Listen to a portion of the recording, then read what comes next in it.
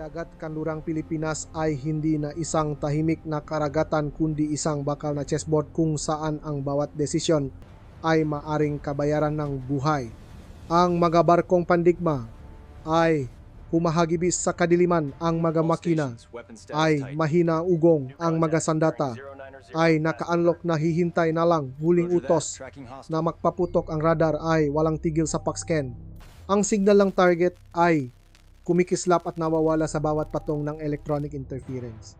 Ang floating base ng Sina ay lumitaw mula sa kalaliman ng dagat na parang isang hayagang deklarasyon ng pagkontrol sa estratehikong rutang pandagat. Napilitan ang Pilipinas na tumugon hindi sa pamamagitan ng babala kundi gamit ang lakas upang protektahan ang soberanya ng karagatan. Ang ma-anti-ship missile ay humagibis mula sa lunsaran, lumilipat ng mababa sa ibabaw ng tubig. Ang apoy na buntot nito ay parang isang espada na humihiwa sa kadiliman ng gabi. Ang frigate ay bumilis, humihiwa sa mga alon. Ang sistema ng nabigasyon at taktika ay ipinatupat ng may eksaktong katumpakan sa bawat metro ng tubig. Sumagot ang Sina ng may pagkasindak at lamig gamit ang mga destroyer at puwersang panghimpapawid upang subukang bawiin ang nawalang bentahe. Ang dagat kanlurang Pilipinas ay nagliyap sa mga pagsabog, apoy, usok at mga signal ng paghingi ng tulong na gumagapang sa mga frequency ng radyo. Ang digmaan ay hindi na isang pagpipilian kundi ang hindi maiwasang resulta ng ambisyon at determinasyon na ipagtanggol ang soberanya. Karagatan ng Spratlys sa dagat kanlurang Pilipinas. Ang radar ng hukbong dagat ng Pilipinas na nakalagay sa isang Cape-class missile corvette ay nakulat ng isang di pangkaraniwang malakas na kumpol ng infrared signal. Sa control screen, ang mga reflection mula sa mga kagamitan sa nabigasyon ay nagpakita na pinapatibay ng Sina ang isang malakihang floating base sa paligid ng pinag-agawang bahura. Ang sistema ng impormasyon ay nagpadala ng mga imahe sa command center ng hukbong dagat ng Pilipinas sa kalupaan. Ang mabalangkas ng bakal man nakabaluting kubyerta at ang mga floating pier na kumukonekta sa mga barkong pansuporta ay malinaw na nagpakita ng layunin para sa pangmatagalang okupasyon. Ang barkong pang-reconnaissance ng Pilipinas ay naulat na nakatanggap ng signa ng pakbiyahe ng container ng militar mula sa isla ng Hainan Patimok. Kinumpirma gata nga satellite mula sa mga kasosyo sa rehiyon na ang barko ay may malaking phase array radar system at medium-range air defense equipment. Kapag nakumpleto na ang pag-install ang floating base na ito ay magiging isang permanenteng kuta na kokontrolin ang buong estratehikong ruta ng Pilipinas at Filipinas sa dagat kanlurang Pilipinas. Isang madalyang pulong ang ipinatawag sa komen ng hukbong dagat ng Pilipinas. Ang tensyon ay naramdam tulad ng isang kabel na babanat.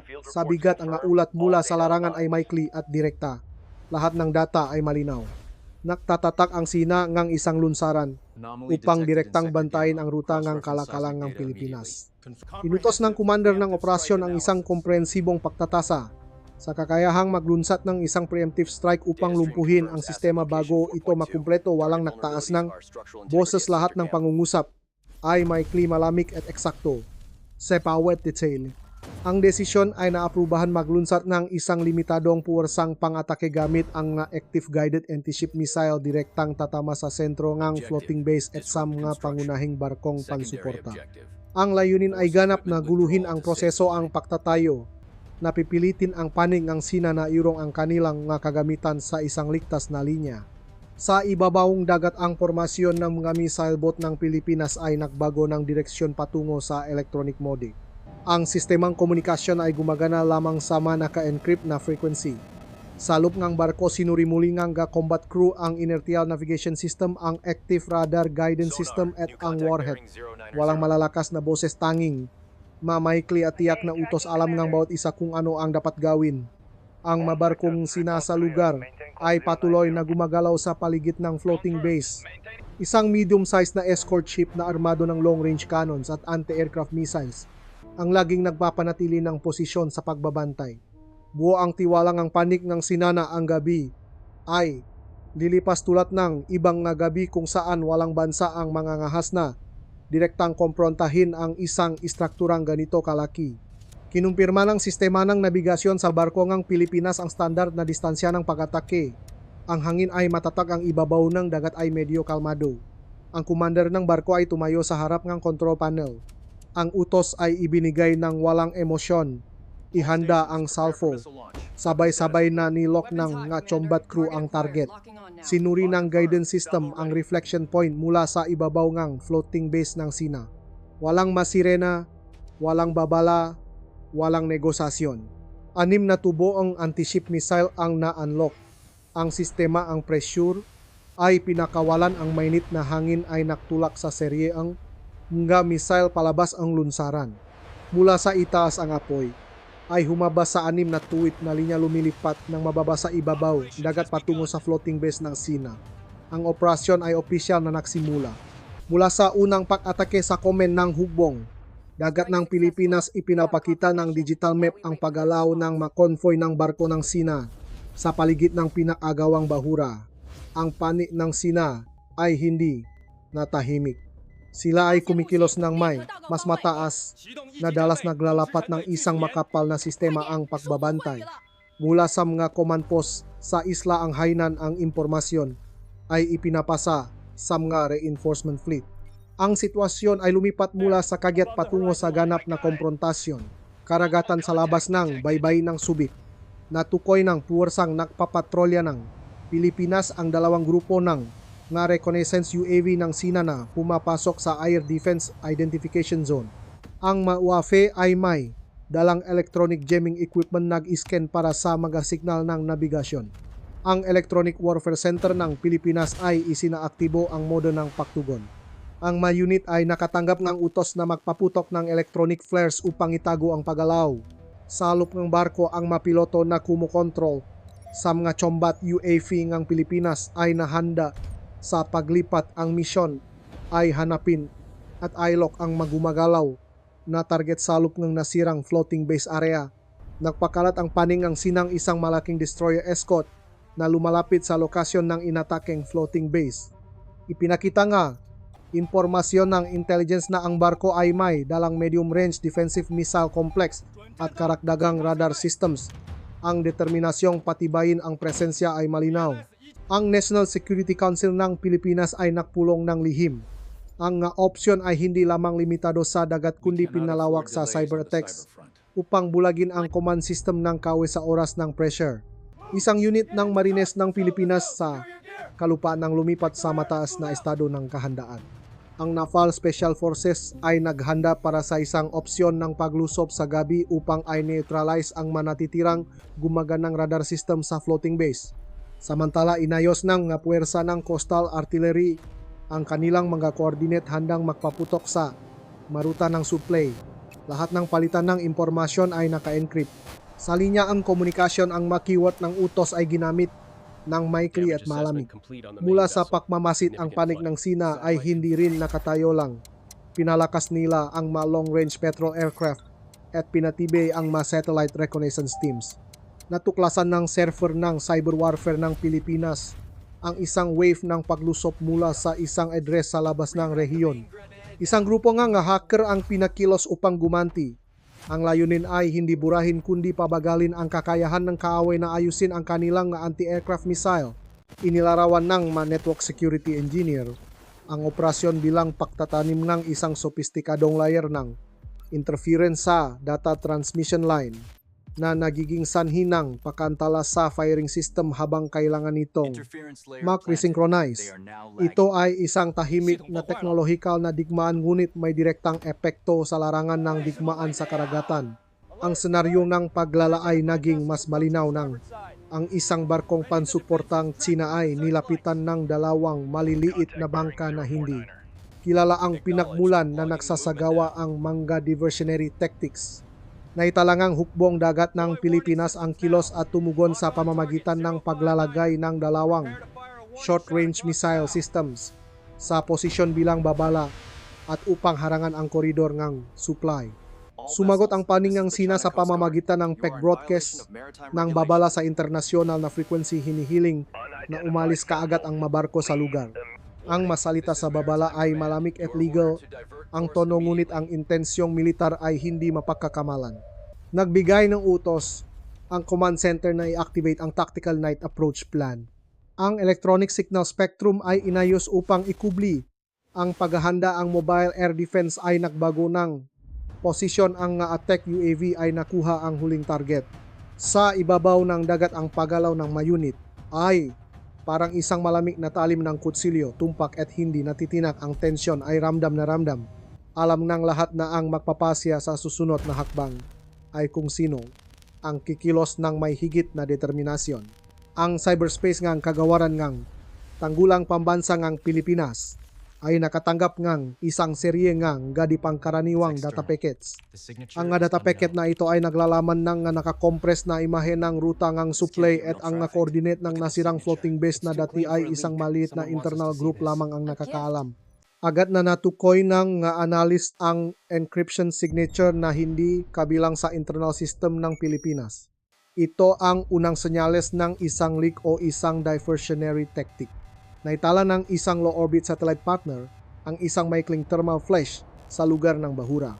Ipinakita nga maimahe na hindi lamang nga barkong pansuporta, kundi pati na rin ang ilang mga mechanical na crane na natatakpan kasama ang container na may di pangkaraniwang sukat.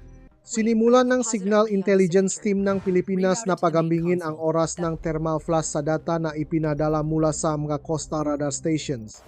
Ang pagkakatugma ay masyadong perpekto para maging isang pagkakataon lamang. Sa silid ng operasyon, ang mga headset ng counter-espionage team ay umilaw ng berde ng ang isang personnel file ay namarkaan bilang kahinahinala. Isang account ng dispatch sa pantalan ng Subic ay may kasaysayan ng transaksyon na naunay sa isang middleman contractor na lumitaw na sa mga talaan ng SINA. Hindi ito isang konklusibong ebidensya ngunit sapat na upang magbukas ng isang linya ng investigasyon. Tumawag ang Maritime Security Commander sa Port Security Unit, hinihiling na suriin muli ang lahat ng talaan ng kargamento. Kasabay nito, isang kampanya ng impormasyon ang nagsimulang kumalat sa network. Ang Peking website ay nakpost ngang balita tungkol sa paghahanda para sa isang pag-atake upang pagtakpan ang madepensibong aksyon sinamahan nga mapinaktakpi-takping larawan ng nagliliyap na floating base. Ang mabalitang ito ay mabilis na ibinahagi sa mga banyagang channel lumilihangang internasyonal na pampublikong presyon. Isinaaktibo ng Information Warfare Division ng Pilipinas ang isang tugon, ngunit ang layunin ay hindi lamang sukpuin ang pekeng balita kundi pati na rin ay trace pabalik ang pinagmulan nito. Isang system engineer sa isang kumpanya ng transportasyon ang inimbitahan para sa pagtatanong. Sa proseso interogasyon, inamin ng taong ito na nakatanggap siya na utos na ayusin ang isang data tunnel mula sa isang dayuhang IP address. Ang maliit na pakilos na iyon ay nakbukas ngang isang backdoor para sa attacker na maktanim ng isang serye ng kode upang mangolekta ngang metadata ng sistema ng komunikasyon. Walang senyales ng direktang pakasira, ngunit ang impormasyon sa lokasyon na nag-uugnay sa radar at ang missile guidance system ay maaring ma-interfere. Kung ang attacker ay nakpasok ng maling data, ang anti-ship missile ay maaring mawalan ng target o ma-misguide. Sa silid ng cybersecurity team ng Pilipinas, kumikislap ang monitor sa malinya ang code. Inilarawan ng engineer ang taktika ng kalaban bilang sopistikado. Hindi nila sinubukang burahin ang data kundi nakdakdak lamang ng isang layer ng interference upang linlangin ang sensor. Ito ay isang taktika na naglalayon sa tiwala sa teknolohiya.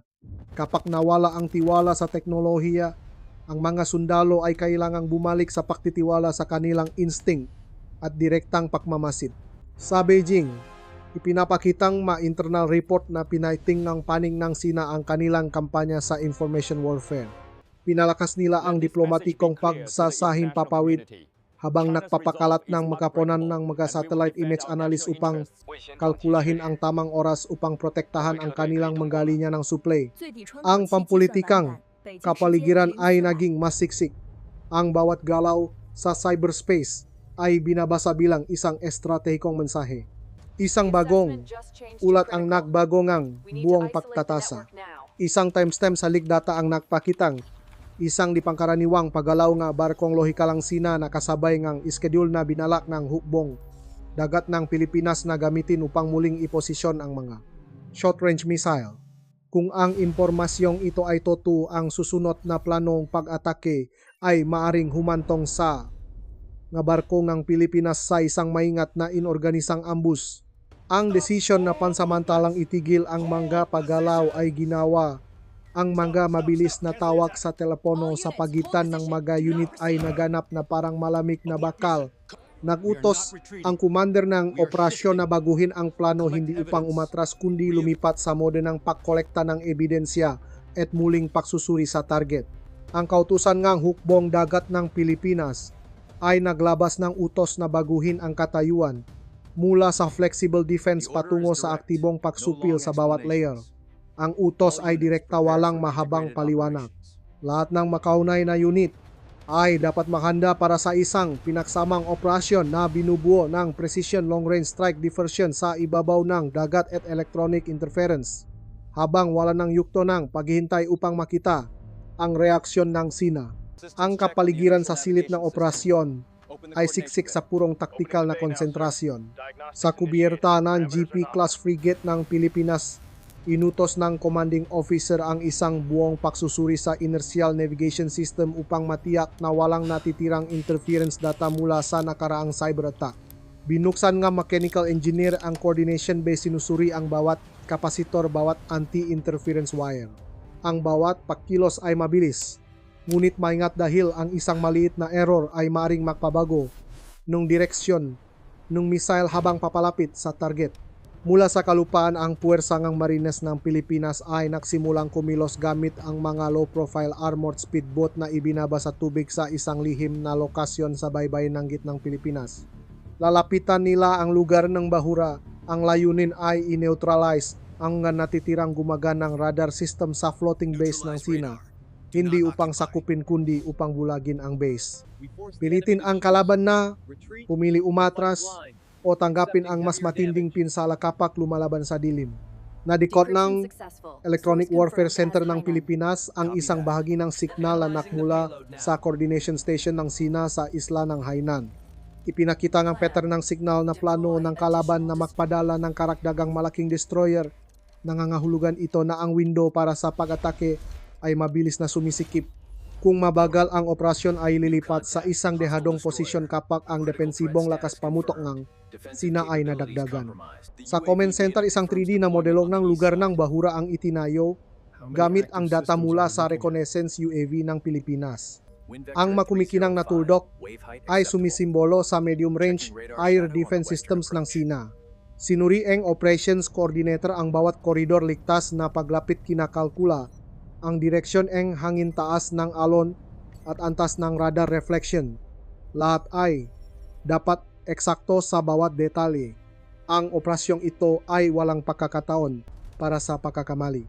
Sa high-speed missile boat ng Pilipinas, ang combat crew ay inutusang panatilihin ang radio silence. Walang sinuman ang nagsasalita ng hindi kailangan, walang salitang pampalakas loob, tanging kalinawan. Kapag ang signal na magpaputok ay ipinadala, lahat ay kikilos ayon sa eksaktong pagkakasunod-sunod na ensayado ng 12 ng beses. Ang speedboat na lulan ang Special Forces ng Pilipinas ay pumasok sa madilim na katubigan, walang mga ilaw sa paglalakbay, umaasa lamang sa internal navigation map at mga palatandaan mula sa reflection sa ibabaw ng mga alon. Ang langit ay madilim, ang mga ulap ay tinatakpan, ang buwan na tumutulong na itago ang kanilang paggalaw, ngunit ginagawang nakamamatay ang bawat pagkakamali. Ang mga barko ng SINA sa lugar ay nakbago ng formasyon, ngunit walang senyales ng peklock ng target. Ipinapahiwatik nito na hindi pa natutukoy ng kalaban ang direksyon ng paglapit ng Special Forces ng Pilipinas. Ito ang perpektong sandali upang buksan ang pinto patungo sa yukto, ang paksiklap ang labanan. Ipinadalang commander ng operasyon ng Pilipinas ang huling signal sa lahat ng unit. Magsimula. Ang unang liwanag ay humiwas sa kadiliman ng gabi sa dagat kanlurang Pilipinas. 6 na anti-ship missile na pinakawalan mula sa mga barko ng Pilipinas ay sumugot na parang mainit na karayom, sinisira ang paunang depensa ng floating base ng SINA. Ang pangunahing target ay ang phased array radar at ang missile launcher na nakalagay sa pinakamalaking kubierta. Ang malinya ng apoy ay tumaas mula sa ibabaw ng tubig at nawala sa maalat na hangin. Sumunod ang napagsabok na gumapang na parang shockwave, umaling-awngaw sa katawan ng barko at sa floating structure. Ang tugon ng hukbong dagat ng Sina ay mabilis at sistematiko. Ang destroyer escort ay binuksan ang fire control lights, ang medium-range air defense system ay naklock ng target. Gayunpaman, ang electronic countermeasures ng Pilipinas ay nakapanggulo sa kalahati ng mga firing guidance channels. Ilang ma-anti-aircraft missile ang Beijing ang nawala ng guidance signal habang ang ilan ay nagbago ng trajectory dahil sa peking data. Ang electronic countermeasures ay hindi maingay ngunit gumana na parang isang hindi nakikitang kamay na pumupunit sa katumpakan ng sistema ng kalaban. Ang mga posisyon sa floating base ay sumabog ng sunod-sunod. Isang bungkos ng container ang nadurok, isang haligi nga apoy ang tumaas at naging isang makapal na itim na usok. Mula sa anggulong reconnaissance UAV na Pilipinas, ang sitwasyon ay naitala sa mataas na resolusyon. Iniulat ng Image Analysis Department, ang pangunahing air defense system ay na-neutralize, hindi bababa sa 2 aray ang kakayahang humarang ay bumaba ng husto. Ito ang mapagpasyang parameter para sa susunod na hakbang. Nakpakalat ang puwersa ng hukbong dagat ng Pilipinas ng isang follow-up wave upang sirain ang nga natitirang aktibong escort ships. Ang Mamonia class missile boat ng Pilipinas ay ginamit ang kanilang bilis at mababang radar reflection upang lumapit sa gilid ng base area. Ang firing team ay nagpaputok mula sa malapitang distansya. Ang apoy ay maliit ngunit tumpak pinapasabok ang sistema ngang hagdanan at ang imbakan ngang bala sa isang escort ship ng Sina. Ang gabi ay puno ngang makakasunot na maliliit na paksabok nga kumikislap na ilaw sa ibabaw ngang dagat. Sa comment center, ang boses ng situation analysis system ay pumasok sa ulat ng operasyon. Ang paunang datos ng pinsala ay naitala. Isang escort ship ng Sina ang malubhang nasira, maraming container ng militar ang nawasak, isang bahagi ng floating structure ang gumuho. Iniulat ng Pilipinas na walang pagkalugi sa malalaking barko ngunit ilang maliliit na bangka ang naktamo ng pinsala at 2 sundalo ng Special Forces ang nasugatan sa proseso ng paglusok. Naklunsad ang Sina ng isang counter-attack airstrike gamit ang mga eroplano mula sa isla ng Hainan. 2 long-range patrol aircraft ang sumugot sa lugar sa mataas na bilis na hulok ng mag-guided bomb na naktatarget sa manatukoy na heat signature. Ang Coastal Air Defense kang Pilipinas ay na-activate na kipag-ugnayan sa mga frigate upang i-track ang mga target. Ang sagupaan sa himpapawid ay tumagal. Sa huli, parehong panik ay naktamo ng maliit na pagkalugi sa mga unmanned assets. Ang digmaan sa dagat ay hindi lamang tungkol sa bala kundi pati na rin sa impormasyon. Nagpakawala ang sinangang isang along ng taktikal na propaganda. Inaakusahan ang Pilipinas bilang siyang nagsimula ng gulo habang nananawagan ng suporta mula sa mga kaalyado sa rehiyon. Tumugon ang Operations Coordination Committee ng Pilipinas sa pamamagitan ng paglalabas ng satellite evidence na nagpapakita na ang pagtatayo ng floating base ay may malinaw na layuning militar. Ginamit ng parehong panik ang media bilang sandata, sinusubukang makuha ang bentahe sa matangang internasyonal na opinyon. Sa isang sandaling ang pansamantalang katahimikan, sinuring ang unit ng parehong panik ang kanilang mga pinsala at muling nagposisyon. Ang electronic warfare system ay patuloy na nanggulo sa isang cycle upang pigilan ang pag-calibrate ng radar ng Sina. Ang Special Forces Team ng Pilipinas ay umatras sa isang ligtas na assembly point dala ang ebidensya mula sa lugar. Ang paunang operasyon ng pag-atake ay nakamit ang isang limitado ngunit malinaw na epektibong layunin. Ang kakayahan ng floating base na kontrolin ang lugar ay nabawasan. Pagkatapos ng unang pag-atake ng Pilipinas, natuklasan ng military intelligence ang isang dipangkaraniwang pagbabago sa formasyon ng hukbong dagat ng Sina. Sa halip na patuloy na magtanggol sa paligid ng nasirang floating base, pinalawak nila ang kanilang formasyon sa isang malawak na arko patimok, lumilihang ang isang bakanteng koridor sa gitna. Hindi ito senyales ng pag-atras kundi isang taktikal na hakbang na may layuning hilahin ang puwersa ng Pilipinas sa isang paunang kalkuladong ambus. Isang malaking destroyer ng Sina ang lumitaw mula sa hilagang silangan, nakpapanatili ng isang matatak na bilis, hindi bumibilis, hindi bumabagal. Ang sensor sa barkong Pilipinas ay nakapagtalangang malakas na signal ng radar mula sa barkong ito na nagpapatunay na mayroon itong mas bagong air defense system at kakayahang humarang sa malayo. Ang layuning ng Sina ay malinaw, gamitin ang destroyer bilang isang kalasak parehong naktatanggol at umaakit sa puwersa ng Pilipinas sa bitag. Ang konseho ng pamumuno ngang operasyon ng Pilipinas ay nagsagawa ngang isang mabilisang paksusuri. Kung direktang atakehin ang destroyer na iyon, mataas ang posibilidad na mahulog sa crossfire mula sa mabarkong Sina na nakatago sa likod ng radar screen. Gayunpaman, kung ganap na atras ang kontrol sa lugar, ay maaring mabawi ang kalaban. Ang planong ginawa ay sa halip na direktang umatake, gagamitin ng Pilipinas ang isang flanking tactic upang lumikha ng isang pambihirang punto sa formasyon ng arko. Ang high-speed missile boat ng Pilipinas ay nakatanggap ng utos na biglang lumiko patungong Timok Kanluran. Ang bilis ay tumaas, lumilikha ng impresyon na sila ay umaatras.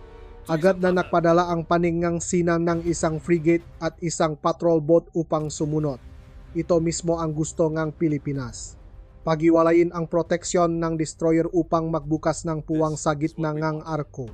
Sa kabilang panig, isang Monia boat ng Pilipinas ang nakaktiba ng active radar silence mode at gumamit lamang ng optical instruments upang mapanatili ang direksyon.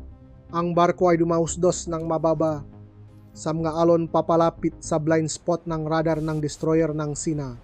Ito ay isang mapanganib na posisyon. Isang maling kalkulasyon lang sa taas ng alon o sa reflection ng tubig, ang barko ay maaring matukoy kaagad at malok bilang target. Naramdaman ng panik ng Sina na mayroong mali. Itinaas nila ang intensity ng kanilang radar scan at nagsimulang magpakawala ng mga short-range reconnaissance UAV. Ngunit sa eksaktong sandaling iyon, inaktibo ng Electronic Warfare Center ng Pilipinas ang pangalawang layer ng interference. Ang radar feedback ng kalaban ay na-deflect ng ilang porsyento. Ilang porsyento lamang, ngunit sapat na upang maantala ng ilang segundo ang kanilang target map. Sa digmaang pandagat, ang ilang segundo ay ang hangganan sa pagitan ng matagumpay na paharang at direktang paktama. Ang signal na magpaputok ay ipinadala sa Monia boat. Isang serye ng 2 anti-ship missile ang pinakawalan ng tuwid mababa sa ibabaw ng tubig, direktang patungo sa gilid ng destroyer ng Sina. Hindi kailangan ng malakas na alarma, isang mahaba tuwid at malamig na sinak ng liwanag lamang. Natukoy ng destroyer ng Sina, ngunit huli na. Inaktibo nito ang thermal decoy at ang close-in weapon system. Isang missile ng Pilipinas ang nadaplisan, ngunit ang isa pa ay nagpatuloy na sumalpok sa gitnang bahagi sa mismong koneksyon sa pagitan ng superstructure at ng pangunahing katawan. Ang pagsabog ay hindi kasing lakas ang sa mga pelikula, ngunit sapat na malakas upang tumagilid ang destroyer sa kanan na walan ng balanse. Pagkatapos ng tama na nakpatagilid sa destroyer Sina sa kanan, ang tactical na signal mula sa command center ng Sina ay ganap na nakbago.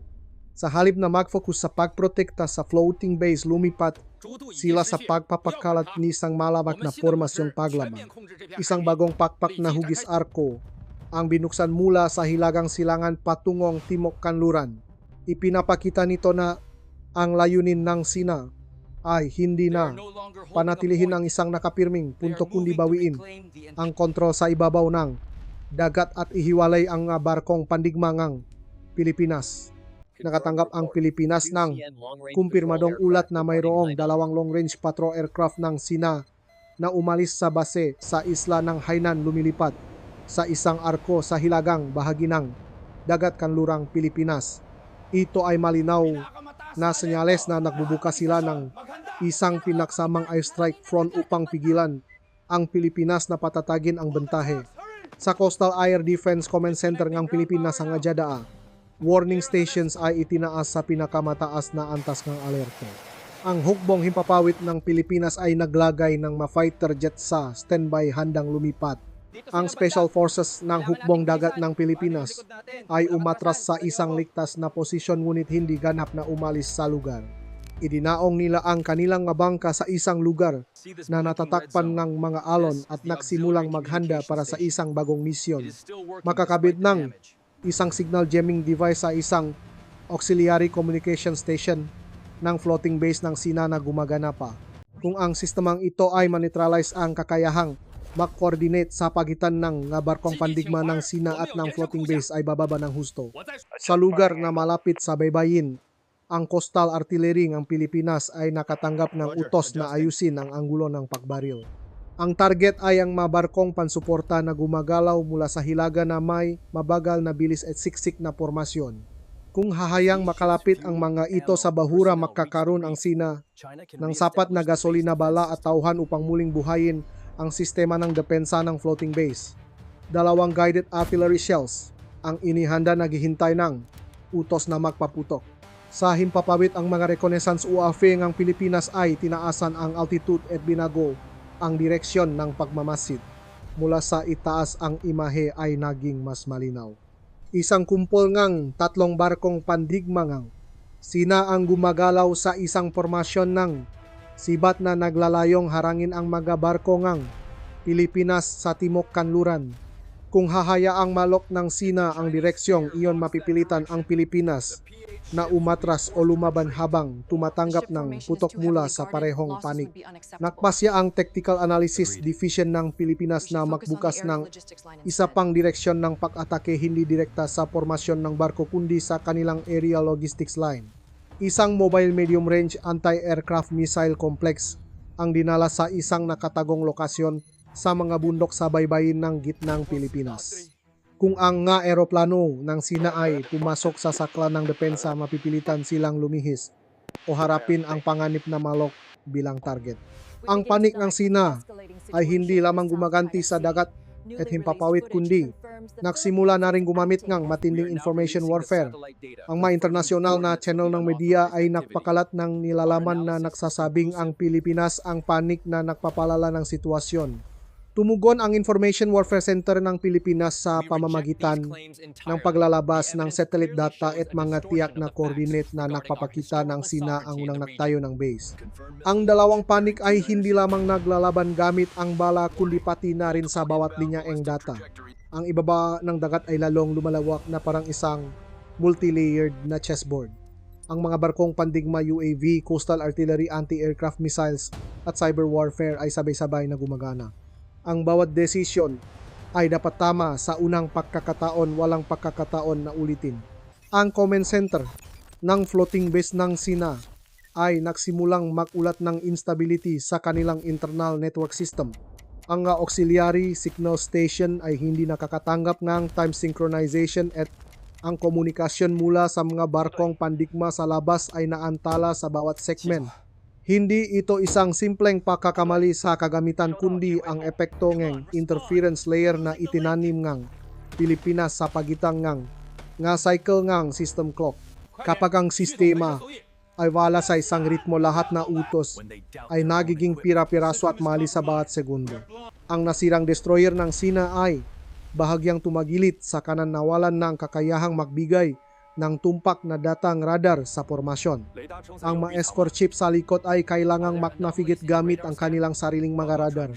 Ngunit ang sariling radar ay nangangahulugan na ang bawat barko ay lumalaban bilang isang hiwalay na unit, hindi na nagbabahagi ng isang mata at isang tainga tulad ng dati. Ito ang unang tahimik na pagguho, ang sistema ng tactical coordination. Ang Special Forces Team ng Pilipinas ay nakalapit sa ilalim ng natitirang istrukturang floating base. Ang nga alon ay humahampas sa bakal na balangkas, lumilikha ng isang umaalingaw nga tunok. Ginamit nila ang mga mini hydraulic cutter ikinabit sa poste ng signal transmission. Ang layunin ay hindi sirain kaagad kundi ikabit ang isang delayed jammer. Kapag na-activate ang device na ito ay magdudulot ng karagdagang ilang porsyentong paglihis sa bawat utos na ipinapasa sa internal communication system. Sapat na iyon upang hindi na malaman ng mga commander ng Sina kung aling koponan ang nasa aling position sa real time. Nakatanggap NG utos ang Coastal Artillery NG Pilipinas na magpaputok. 2 guided shells ang pinakawalan sa isang mababang anggulo, tumawid sa ibabaw ng dagat at bumaksak ng eksakto sa linya ng supply na gumagalaw mula sa hilaga. Isang barkong pansuporta ng Sina ang nagliyap sa bahagi ng kubyerta na naglalaman ng gasolina. Isang haligi ng apoy ang umakyat ng mataas. Ang natitirang barko ay agad na nagbago ng direksyon. Ngunit ang kilos na iyon ay ganap na sumira sa formasyon ng reinforcement.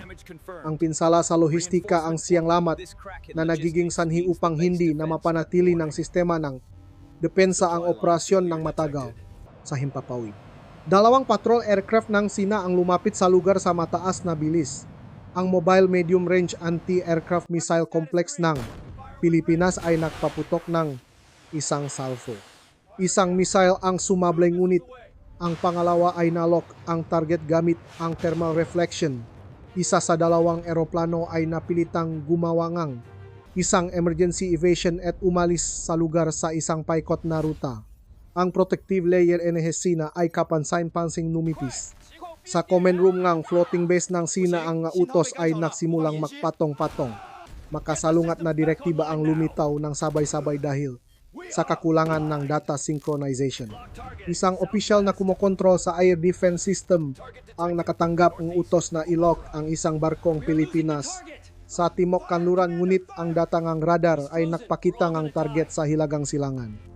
Kapag ang isang puwersa ay kailangang pagdudahan, ang sarili nitong kagamitan ang taktikal na tiwala ay guguho mula sa loob.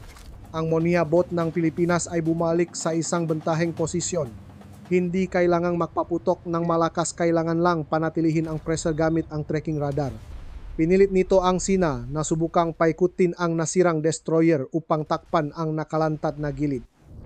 Bawat pag-ikot ay isang pagkawala ng anggulo ng putok sa ibang direksyon. Ang buong formasyon ng Sina ay nagsimulang gumalaw nang wala sa plano tulad ng isang higanteng katawan na nawawalan ng koneksyon sa pagitan ng ulo at mga paa. Ang floating base ay wala ng papel bilang isang command center.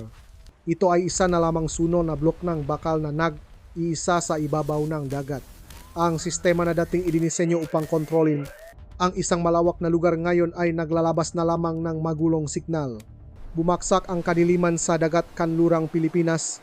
Wala ng sikat ng araw upang makita ang abot-tanaw, tanging ang madilim na dagat at ang tunok ng mga makina na humahalo sa hampas ng alon. Alam ng parehong panig na ang mapagpasyang labanan ay magaganap. Wala ng pagkakataon na pahabain pa, wala ng taktikal na pag-atras. Ito ang sandali kung saan lahat ng kalkulasyon ay pagpapasya sa pamamagitan ng isang huling suntok. Nakpakalat ang Pilipinas ng tatlong panik na formasyon ng pag-atake. Ang Gepard-class frigate ay nanatili sa gitnang posisyon. Dalawang Monia boat ang humiwalay sa dalawang pakpak lumilikha ng isang pincher maneuver patungo sa nasirang destroyer ng Sina na nawalan ng ang kontrol. Sa kubyerta sinuri ng combat crew sa huling pagkakataon ang guidance system ng anti-ship missile. Ang mailaw sa loob ay ganap na pinatay, ang silid ay nasa mapula-pulang liwanag lamang ng control panel, walang nagsasalita ng malakas. Tanging mautos na may klitiyak at malinaw. Inilagay ngang Sina ang natitirang buong frigate sa unahan upang magsilbing panangga. Alam nila na kung ang destroyer ay lulubok, ang buong estratehikong layunin na kontrolin ang karagatan ay guguho. Ang radar sa frigate ay walang tigil. Sa PAC-scan naglalabas nga electronic beam na umiikot sa command screen, ngunit ang sistema ay apektado pa rin ng interference mula sa mga kagamitan ng Pilipinas. Sa bawat oras na malok ng radar ang isang target, ang mga parameter ay bahagyang lumilihis na nangangailangan ng karagdagang segundo upang ayusin ang pagbaril. Ang ilang segundo sa digmaang pandagat ay hindi oras, ito ay buhay at kamatayan. Nagbago ang direksyon ng hangin, tumaas ang alon. Ito ang perpektong kondisyon para sa pagpapakawalan ng cruise missile na mababa sa ibabaw ng dagat dahil ang pagkakabako ng tubig ay magtatago sa trajectory nito mula sa radar. Iniutos ng commander ng Pilipinas na panatilihin ang bilis ng barko sa pinakamainam na antas upang mabawasan ang radar reflection. Ang Monia bot sa kaliwang pakpak ay umikot ng malapat, nagbubukas ng daan upang lapitan ang gilid ng destroyer ng kalaban. Isang reconnaissance UAV ng Pilipinas na kinokontrol mula sa lupa ang ibinaba ang altitude hanggang sa malapit sa water vapor layer. Ang optical camera ay nag-record sa kadiliman. Malinaw na ipinakita ng imahe ang dulo ng destroyer na nakatagilid, inilalantad ang ibabaw ng bakal na istruktura na napunit mula sa nakaraang tama. Ang kahinaan ay nakalantad na hindi na kailangan ng komplikadong kalkulasyon.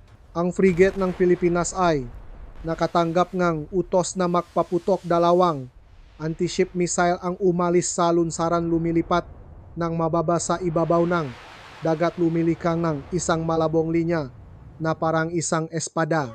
Ang close-in defense system ng Sina ay agad na tumugon. Pinaikot ang mga automatikong turret at nakpaputok ng isang kurtina ng shrapnel upang harangin ito. Isang missile ng Pilipinas ang nawasak sa ere sumabog sa isang maikling dilaw na liwanag. Ang isa pa ay hindi huminto. Ang missile ay direktang tumama sa gitnang bahagi ng destroyer ng Sina. Ang pagsabog ay hindi isang marahas na yumanik kundi ang tunongang bakal na dinudurok mula sa loop. Ang katawan ng destroyer ay nabiyak. Nang pahaba ang mga technical compartment sa ibaba ay nawalan ng structural integrity ang barko. Ay tumagilit ng husto ang mga signal light ay kumikislap ng walang kontrol. Sa international na frequency, isang putol-putol na signal ng pahingi ng tulong ang narinig mula sa barkong Sina. Walang sundalo sa dagat ang hindi nakakaintindi sa kahulugan ng signal na iyon. Hindi ito paksuko, ito ay pakilala na ang barko ay lumampas na sa structural endurance limit nito. Ang maalon ay umalon laban sa madilim na kalangitan. Ang destroyer ay dahan-dahang lumubog sa dagat nag-iwan ng isang mahabang linya ng apoy at amoy ng gasolina na dala ng hangin. Nanatili sa formasyon. Ang Pilipinas hindi humabol, hindi nagpaputok pa. Pinanatili nila ang kontrol sa ibabaw ng dagat sa pamamagitan ng katahimikan. Sumikat ang araw sa dagat kanlurang Pilipinas. Ang unang liwanag ay tumago sa manipis na usok na natitira sumasalamin sa isang malabong kulay abo na linya sa ibabaw ng tubig. Wala nang mapaksabok, wala nang ugong ng makinatanging. Ang malayong alingaungang mapangyayaring naganap. Ang dagat kanlurang Pilipinas ay bumalik sa isang kalmadong estado. Ngunit hindi ito kapayapaan. Ito ang katahimikan ng isang larangan ng digmaan na katatapos lang huminga. Ang formasyon ng nga barkong pandigma ng Pilipinas ay nagpapanatili ng isang kalkuladong distansya, walang sinuman ang kumilos ng padalos-dalos, walang aksyon ng paghabol, walang mga banner ng tagumpay, tanging pagsusuri, pagscan at pagtiyak na walang unit na naiwan pagkatapos ng mahabang gabi. Ang masundalong marino ng Pilipinas ay naglakat sa kubyerta na basa pa sa hamok ng dagat. Ang kanilang mga mata ay hindi nakatuon sa kalaban na katatapos lang harapin kundi nakatuon sa abot tanaw. Ang signal ng PEC Rescue sa internasyonal na frequency ay patuloy na ipinapadala mula sa lugar kung saan lumubog ang destroyer ng Sina. Alinsunod sa internasyonal na batas pandagat, nakpadala ang Pilipinas ng maliit na bangka upang lumapit at ilayo ang mga nakaligtas mula sa mapanganib na lugar. Walang malalakas na palitan ng salita, walang put sa sandaling ito. Sa dagat kapag ang barko ay lumubog na lahat ng panig ay mga tao na lamang na lumalaban sa malalim na tubig. Sa command base sa kalupaan, ang paunang ulat ng boat ay isinumite. Ang floating base ng Sina ay nawalan ng kakayahang gumana ng hindi bababa sa mahabang panahon. Ang pangunahing destroyer ay napalubog. Ang linya ng supply mula sa Hilaga ay naputol. Hindi pinalawak ng Pilipinas ang tagumpay, hindi inatake ang target na mas malalim. Hindi ito nakataon. Ang estratehiya dito ay hindi ang ganap na pagwasak kundi ang pagpigil at pagpilit sa kalaban na muling suriin ang kanilang buong kalkulasyon sa pananakop. Nakpatawag ang Sina ng isang kayat na internal na pulong. Ang maulat ay dumarating mula sa iba't ibang direksyon. Ilang unit ang naulat na nawalan ng kontak, ang ilan ay humihingi ng reinforcement. Ang iba ay nakmungkahi na itigil muna ang mga operasyon sa paligid ngang bahura habang tinatasa ang pinsala, walang mga sigaw o malalakas na boses. Ang mga utos ngayon ay maikli, matigas at malamig. Kapag ang isang sistema na dating tiwala sa sarili nitong kontrol ay nabutas, lahat ng desisyon ay kailangang maging maingat. Sinimulang ilatala ng internasyonal na media ang mga larawan mula sa satellite. Isang malaking nasirang floating structure ang nakalubog sa isang bahagi sa ibabaw kang dagat. Ang mahaliging ang kulay abo na usok ay manipis pa ring umaayat. Mabilis na kumalat ang balita, ngunit ang reaksyon ng mga bansa sa rehiyon ay hindi maingay.